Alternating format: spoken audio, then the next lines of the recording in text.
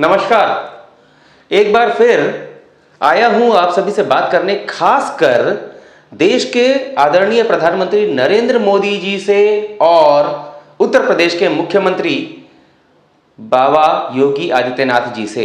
जी हां, दरअसल आपको ध्यान होगा मैंने चर्चा की थी कि इस बार के लोकसभा चुनाव में बीजेपी का नारा अब की बार 400 पार फेल क्यों हुआ। 400 पार तो छोड़िए, 300 पार या छोड़िए 250 पार भी नहीं हो सका। उसका सबसे बड़ा कारण, कुछ उसमें से हिस्से मैंने कल बताए थे, अपने पिछले वीडियो में बताए थे, और आज फिर एक ऐसे ही मुद्दे को लेकर मैं आया हूं और एक ऐसी जगह से बीजेपी की हार का विश्लेषण या यूं कहें खुदाई करके उसकी रिपोर्ट लेकर आया हूं, जिसे पता चले आखिर क्या कारण है कि बीजेपी ऐसी जगह पर हारी जहां से उसको सबसे अधिक उम्मीद थी। जी हां, वो जगह कुछ और नहीं है, प्रभु श्री राम का निवास स्थान, उनका अयोध्या, उस जगह की बात हो रही है। अयोध्या से बीजेपी को सबसे अधिक उम्मीद थी क्योंकि 5 शताब्दियों से लटका हुआ मुद्दा इस बार मूर्त रूप ले चुका था और राम मंदिर का, भव्य राम मंदिर का निर्माण हुआ और निर्माण के बाद इसी वर्ष जनवरी में उस मंदिर में भगवान श्री राम के विग्रह की प्राण प्रतिष्ठा हुई। बड़े ही भव्य तरीके से आयोजन हुआ, देश विदेश से लोग आए। प्रधानमंत्री आदरणीय श्री नरेंद्र मोदी जी स्वयं गए थे, स्वयं उनके हाथों यह सारा कार्यक्रम संपन्न हुआ और भाजपा को पूरी उम्मीद थी कि अयोध्या में तो बीजेपी बम्पर जीत के साथ आगे आएगी, लेकिन वहां पर बीजेपी हार गई। आखिर क्यों? कई लोग इसे इस रूप में शो कर रहे हैं, इस रूप में दिखा रहे हैं कि राम मंदिर बना, लोगों को पसंद नहीं आया और बीजेपी हार गई। भगवान श्री राम का मंदिर बनाने से कोई लाभ नहीं हुआ। गलत हैं आप जो ये सोचते हैं कि प्रभु श्री राम का मंदिर बनाने के कारण बीजेपी हारी। ऐसा कुछ नहीं है। प्रभु श्री राम का मंदिर बनाने के कारण कम से कम इतना तो है कि बीजेपी फिर से सरकार बना रही है, उनकी कृपा आई, नहीं तो यह भी जाने वाला था। मतलब बीजेपी का इस बार क्या हाल होने वाला था, बीजेपी के अपने ही नेताओं के कारण, अपने ही उनके जो छुटभइये नेता हैं, लोकल स्तर के नेता, उन्होंने बीजेपी की कब्र खोदने में कोई कसर नहीं छोड़ी थी, कोई कसर नहीं छोड़ी। और इसके बारे में तो आगे चर्चा होती रहेगी, लेकिन मुख्य मुद्दा है जन समस्या का। अयोध्या की बात कर रहे हैं तो अयोध्या में भाजपा को जीत की पूरी उम्मीद थी। प्रभु श्री राम की कृपा इतनी रही कि भाजपा की सरकार तो बन रही है केंद्र में, लेकिन कुछ वहां के लोगों की नजरें भी बीजेपी पर टेढ़ी हो गई। आखिर क्यों? बीजेपी ने तो वहां बहुत विकास का काम किया, लोगों की सदियों पुरानी मांग को पूरा करने में सहायता की, फिर भी बीजेपी वहां से हार गई। कारण क्या है जानते हैं? कारण यह है कि बीजेपी ने उसी क्षेत्र में वहीं के लोगों के सीने पर मूंग दलने का काम किया। मंदिर बनाने के काम से अधिक वहां के स्थानीय लोगों के सीने पर मूंग दला भाजपा ने, भाजपा के नेताओं ने, भाजपा के लोकल और छुटभइये नेताओं ने वहां के लोगों को इतना प्रताड़ित किया। फैजाबाद, अयोध्या का वो इलाका, अब कैसे हमें ये सब जानकारियां मिली? हमारी टीम तो जगह जगह घूमती है और अयोध्या में रहने वाले हमारे एक परिचित, नाम बताना उचित नहीं है, लेकिन उनसे जो बातचीत हुई और उन्होंने हमें मैसेज किया, आपको मैं दिखाना चाहूंगा। उन्होंने हमें मैसेज किया, अपनी सारी पीड़ा हमें उन्होंने बताई है, कि नाम दिखाना उचित नहीं है। ये देखिए, इसमें उन्होंने अपनी पूरी पीड़ा बताई है, पूरी पीड़ा। हो सकता है साफ ना दिख रहा हो, मैं आपको पढ़ के बताता हूं। हमारे एक परिचित हैं जो अयोध्या में ही रहते हैं, उन्होंने लिखा, I am Hindu and a resident of Faizabad, the constituency which houses Ayodhya. मतलब वो फैजाबाद के उसी कंस्टिट्यूएंसी में रहते हैं जहां अयोध्या है, हिंदू हैं, लेकिन फिर भी उन्होंने भाजपा को वोट नहीं दिया। कारण उन्होंने बताया, उन्होंने सबसे पहली बात यह कही, प्रभु श्री राम का मंदिर बना, भव्य मंदिर बना, इससे सबको खुशी हुई, बहुत खुश हुए लोग, लेकिन कुछ चीजें वहां के स्थानीय लोगों के विपरीत गईं। पूरी दुनिया ने देखा कि प्रभु श्री राम का भव्य मंदिर बन रहा है, विकास की बयार बह रही है, लेकिन वहां के लोगों की पीड़ा का क्या?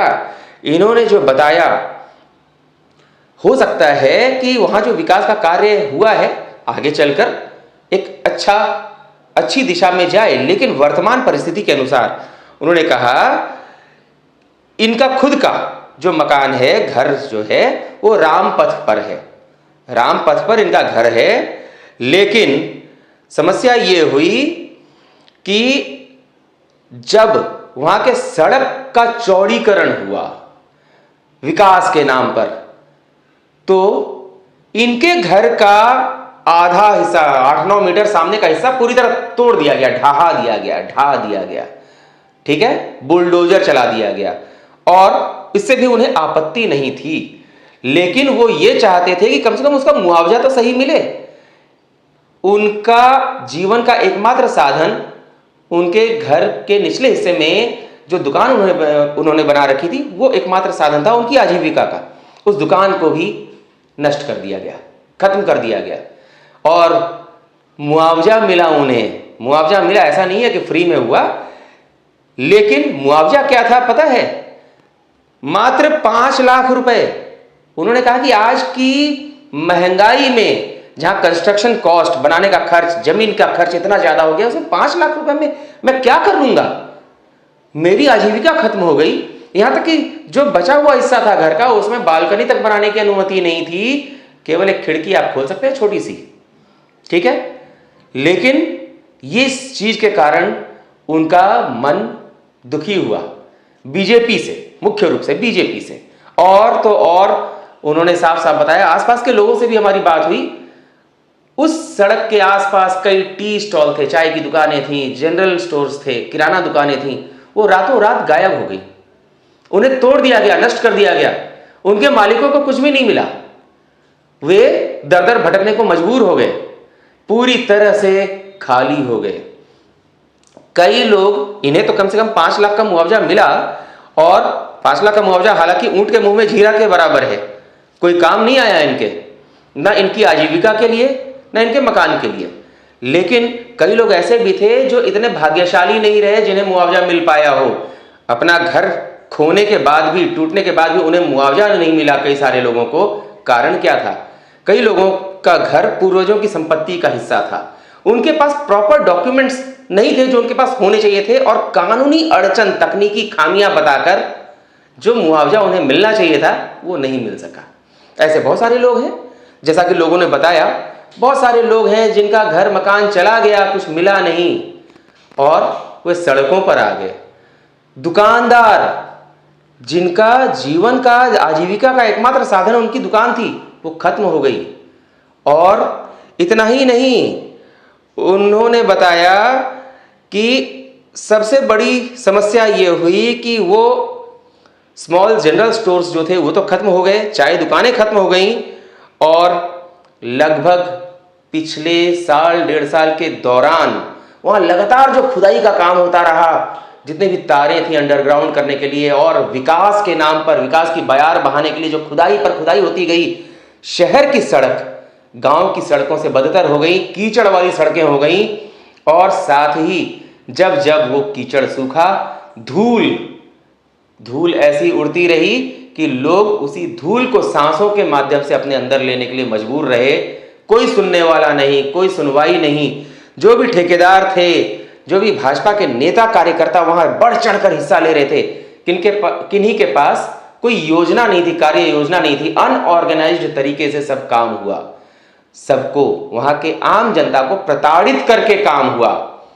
भगवान श्री राम का मंदिर बनाया गया, लेकिन मंदिर बनाने के नाम पर आम जनता को पूरी तरह से प्रताड़ित कर दिया गया, प्रताड़ित करके हालत खराब कर दी गई। और तो और वहां पर जो इलेक्ट्रिसिटी पोल्स थे उन सबको हटाने के लिए, अंडरग्राउंड करने के लिए जब खुदाई का काम हुआ तो जो फाइबर लाइनें थी इंटरनेट के लिए वो भी कट गई। इनकी खुद की समस्या ये है कि दिसंबर 2023 से उनके पास आज तक वो इंटरनेट के बिना रह रहे हैं, उनके यहाँ इंटरनेट की सुविधा नहीं है। तो इस तरह की सामान्य छोटी छोटी सी बातों ने जनता को रुला दिया। जो भाजपा दुनिया में, देश में, दुनिया में अपने आप को प्रभु श्री राम का बहुत बड़ा भक्त कहते हुए उनका मंदिर बनाने के नाम पर वोट खींचने की कोशिश करती रही, उसी भाजपा ने वहां की जनता को इतना त्रस्त कर दिया कि वहां की जनता ने एक साथ एकजुट होकर भाजपा को हराने की कसम खा ली। वही भाजपा जो कहती है कि राम मंदिर हमने बनवाया, रामलला हम आएंगे, मंदिर वहीं बनाएंगे, एक नारा था, मंदिर बन गया, लेकिन मंदिर बनाने के नाम पर वहां के लोगों को प्रताड़ित किया गया। अब सही तरीके से, सही व्यवस्था के साथ सब कुछ किया जाता, लोगों की असुविधा का ध्यान रखते हुए उनको सही तरीके से मुआवजा दिया जाता, जिनकी आजीविका नष्ट कर दी गई उनको अगर उनकी आजीविका का नया साधन दिया जाता तो हो सकता है आज परिस्थिति कुछ और होती। प्रभु श्री राम ने तो बस बचा लिया, सांस आपकी चल रही है। मोदी जी, आपकी सरकार बन रही है, लेकिन 400 पार का नारा छोड़िए, 250 पार तक नहीं हो पाया। इसलिए अयोध्या के लोगों का साफ साफ कहना है, आखिरी लाइन में जो इंग्लिश में मैं कह रहा हूं, पढ़ के सुना रहा हूं, BJP losing this constituency may be surprising for the rest of the country. मतलब इस कंस्टिट्यूएंसी को बीजेपी के हाथ से जाने की बात जो आई, हारना हुआ, हो सकता है कि देश के लिए हैरानी भरा कदम हो, हैरानी वाली बात हो। But it was barely a surprise to me and many others around me. लेकिन यहां से भाजपा का हार जाना इनके लिए और इनके जैसे और लोगों के लिए कोई आश्चर्य वाली बात नहीं थी, क्योंकि लोगों ने तो पहले ही ठान लिया था कि हमें जितना प्रताड़ित किया है भाजपा ने, इसका सबक तो सिखाएंगे। केवल मंदिर बना लेना और मंदिर बनाकर पूरी दुनिया में वाह वाह करवा लेना, अपना नाम ऊंचा करने की कोशिश में जनता को प्रताड़ित कर देना, इससे जनता आपसे खुश नहीं होती है। मोदी जी, योगी जी, आपका बुलडोजर आम जनता को कितना कष्ट देता गया, ये शायद आपने नहीं सोचा। और यही कारण है कि उत्तर प्रदेश में भाजपा की इतनी बुरी गत हुई। जहां से सबसे अधिक सीटों की उम्मीद थी भाजपा को, भाजपा वहीं पर धराशायी हो गई। ऐसे कई मुद्दे हैं, लेकिन सबसे बड़ी बात यह है कि जनता ही चुनाव लड़ती है, जनता ही जीतती है, जनता ही जिताती है। भाजपा ने इस बात का ध्यान नहीं रखा और भाजपा के जो शीर्ष पर नेता हैं उन्हें तो जानकारी तक नहीं होने दी गई। मोदी जी तो बस देखते रहे कि हर चीज हो रहा है, लेकिन कहां किसकी कब्र खोदी जा रही है, इस पर ध्यान नहीं गया। लोकल नेताओं ने तरीके से कहा जाए तो भाजपा के लिए भीतरघात का काम किया और भाजपा को चोट पहुंचाने वाले सिर्फ और सिर्फ इसके लोकल नेता हैं। इसीलिए आज भी समस्याओं की जड़ों को जानना जरूरी है, जनता की समस्या का समाधान जरूरी है। राम मंदिर बनाना बहुत अच्छा, दुनिया का शायद सबसे अच्छा कदम था, लेकिन साथ ही विकास के नाम पर लोगों का विनाश करना महा गलत कार्य रहा। लोगों की सहायता करनी थी, लोगों को उचित मुआवजा के साथ स्थान दिया जाना चाहिए था, लेकिन बस अपनी वाहवाही के चक्कर में सब खत्म हो गया। धर्म विरुद्ध रीति और जन विरोधी नीति, इसके कारण आज भाजपा इस स्थिति में पहुंच गई कि अयोध्या जैसे हालात आ गए, अयोध्या में भाजपा को हारना पड़ा। ऐसी बहुत सारी बातें हैं, जल्द ही और बातों को लेकर आऊंगा, लेकिन जनता से भी कहूंगा कि आपकी जो समस्याएं हैं आप उनको उठाइए, सामने लाइए। अरे हम लोग हैं आप लोगों की बातों को उठाने के लिए, जहां आवश्यकता पड़ेगी उसका समाधान के लिए आगे आएंगे। लेकिन जो नेता या जो पार्टी आपके साथ विश्वासघात कर रही है उसको सबक सिखाना आवश्यक है। तो मिलते हैं नए वीडियो में, नमस्कार।